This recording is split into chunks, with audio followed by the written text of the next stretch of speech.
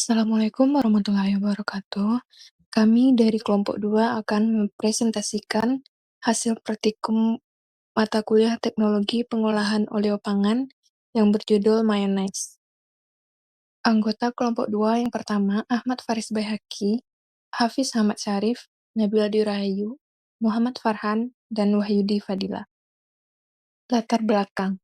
Telur adalah salah satu sumber protein hewani yang memiliki rasa yang lezat, mudah dicerna, dan bergizi tinggi.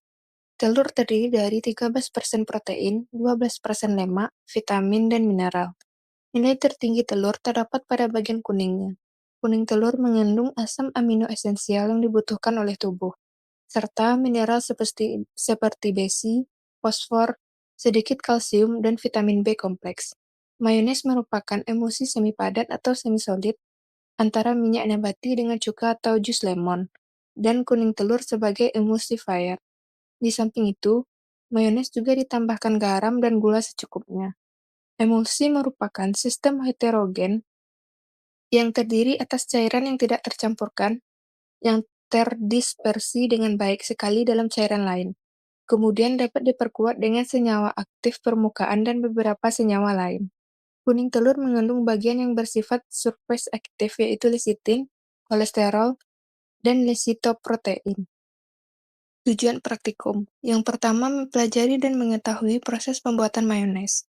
Yang kedua, mengetahui kadar air, kadar FFA, kadar lemak, dan uji sensorisnya.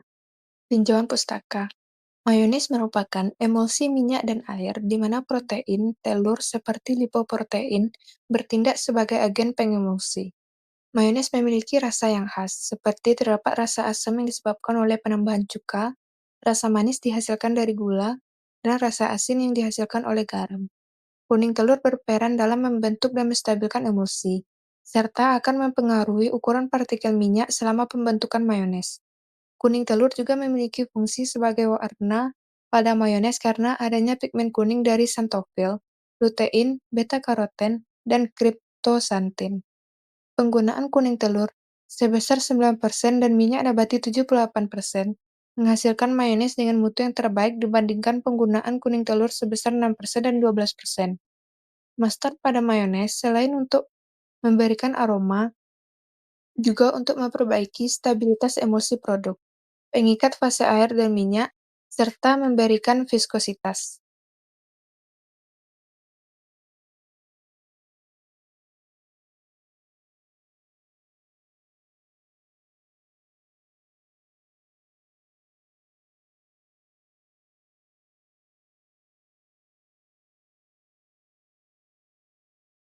Prosedur pembuatan mayones. Yang pertama, siapkan garam, gula, dan mustard lalu dimixer.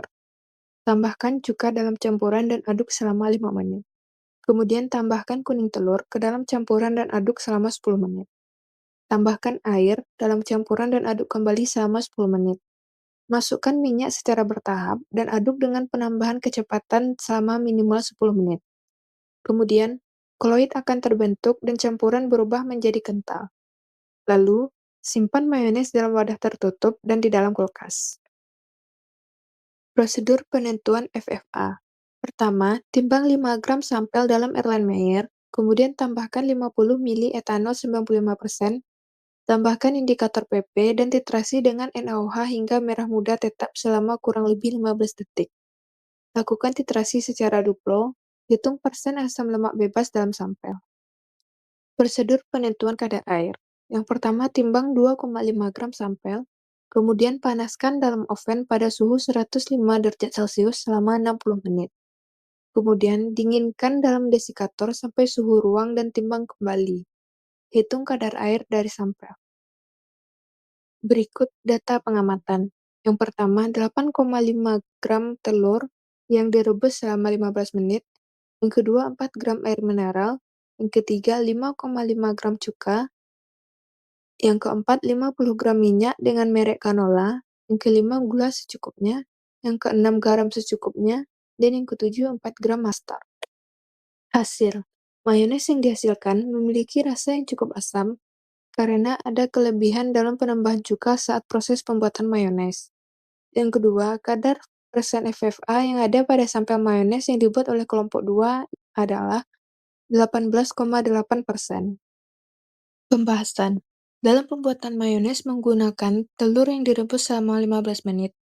Hal ini bertujuan untuk menjaga keamanan pangan, karena telur mentah berpotensi mengandung bakteri Salmonella yang dapat menyebabkan keracunan makanan. Perebusan telur akan membunuh bakteri ini, sehingga mayones yang dihasilkan lebih aman untuk dikonsumsi. Kuning telur yang direbus memiliki tekstur yang lebih kental dan mudah menyatu dengan bahan-bahan lain seperti minyak dan air.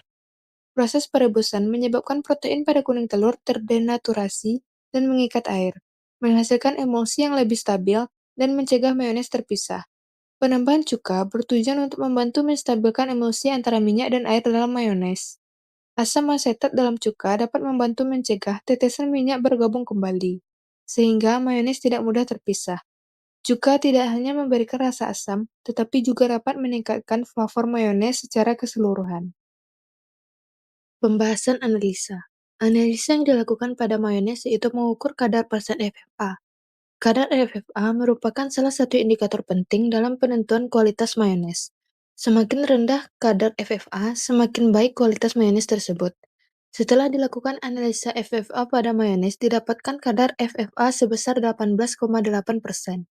Sedangkan kadar FFA pada mayones merek Mamasuka sebagai pembanding, didapatkan kadar FFA yaitu 1,06%. Hal ini menunjukkan bahwa kadar FFA pada mayones yang dibuat sangat jauh di atas standar kadar FFA mayones yang dijual di pasaran. Faktor yang menyebabkan tingginya kadar FFA pada mayones yang dibuat adalah minyak nabati yang digunakan, yaitu minyak canola yang memiliki nilai berat molekul yang tinggi, yaitu 877 gram mol. Selain itu, karena menggunakan cuka yang terlebih dalam proses pembuatan mayones juga menyebabkan tingginya kadar FFA pada mayones. Kesimpulan. Berikut adalah kesimpulan dari praktikum yang telah dilakukan. Pertama, dalam mayones, minyak sebagai fase terdispersi dan air dari cuka atau air jeruk nipis sebagai fase kontinu. Keduanya tidak bisa bercampur secara alami sehingga dibutuhkan zat penstabil yang disebut emulsifier. Pada mayones, emulsifier yang berperan penting adalah lecitin yang tergantung dalam kuning telur. Yang kedua, kadar FFA dari produk mayones yaitu 18,8%. Nilai ini sangat jauh dari standar FFA mayones yang dijual di pasaran, yaitu merek Mamasuka dengan kadar FFA sebesar 1,06%. Sekian presentasi dari kelompok kami. Mohon maaf jika ada kesalahan. Saya akhiri. Assalamualaikum warahmatullahi wabarakatuh.